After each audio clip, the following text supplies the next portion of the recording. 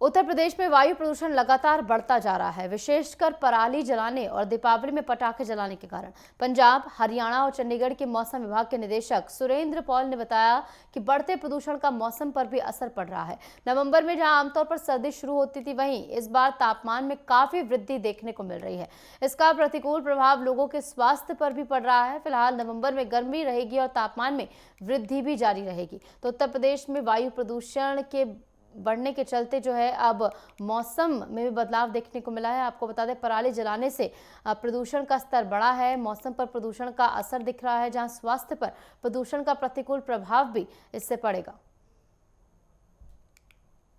वायु प्रदूषण लगातार बढ़ता जा रहा है। इस पर बातचीत करने के लिए मौसम विभाग के निदेशक सुरेंद्र पॉल जी इस वक्त मेरे साथ हैं। सर, जिस तरीके से अभी दीपावली समाप्त हुई है, फेस्टिवल सीजन लगातार पटाखे उसमें जले हैं, साथ ही पराली लगातार जलती जा रही है और वायु प्रदूषण जिस तरीके से आपने भी नजर मारी होगी कि उत्तर भारत में बहुत ज्यादा बढ़ गया है, क्या आप इसका इफेक्ट मानते हैं मौसम पर भी?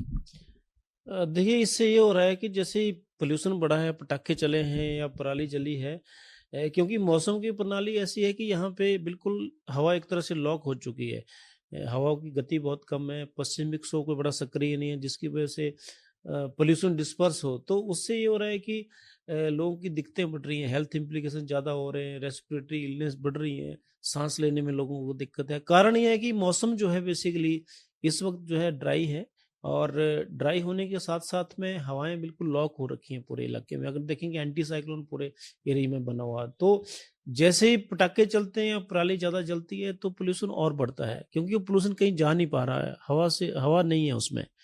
तो उससे जो है बिल्कुल बीमारियाँ भी बढ़ेंगी, साँस में दिक्कतें भी आएँगी, और आगे 5 से 7 दिन ऐसी संभावना भी नहीं है। अगर हम फ़ोरकास्ट की बात भी करते हैं तो आज की डेट में ऐसा नहीं लगता कि बड़ा इमीडिएट कोई रिलीफ़ होगा, तेज़ हवाएँ चलेंगी, टर्बुलेंस होगा या फिर बारिश होगी।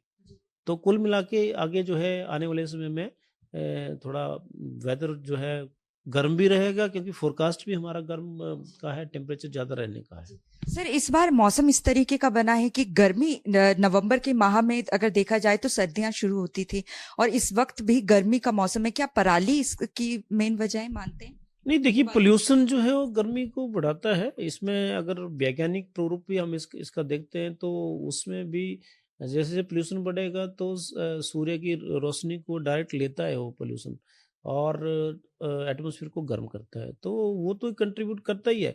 लेकिन साथ साथ में हमारा फोरकास्ट भी है नवंबर का। अगर आप देखते हैं कि हमने ये फोरकास्ट दिया है कि नवंबर में जो दिन के तापमान है वो लगातार बढ़ेंगे। बढ़ने का मतलब ये है कि पूरा नवंबर गर्म दिखेगा हमें, और न्यूनतम तापमान में कुछ कमी देखने को जरूर मिलेगी 20 के आसपास, लेकिन ओवरऑल नवंबर गर्म रहेगा। तो पोल्यूशन अगर बढ़ता है तो और थोड़ा सा उसमें गर्मी आती है, तो डेफिनेटली एटमॉस्फेयर गर्म रहता है।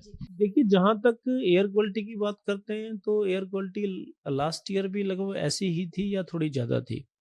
एयर क्वालिटी जैसे आज आप ट्राई सिटी की भी देख रहे हैं, 200 से ज़्यादा है, और सिमिलरली पंजाब हरियाणा में भी बहुत पुअर है अभी, मतलब हवा में बहुत एयर क्वालिटी ख़राब है। तो ऐसा पहले भी रहा है, लेकिन इस साल जो टेम्परेचर्स हैं खासकर, वो इस साल अलग है पिछले साल से, क्योंकि लास्ट ईयर कुछ टेम्परेचर में कमी आ गई थी, लेकिन इस साल कमी नहीं है।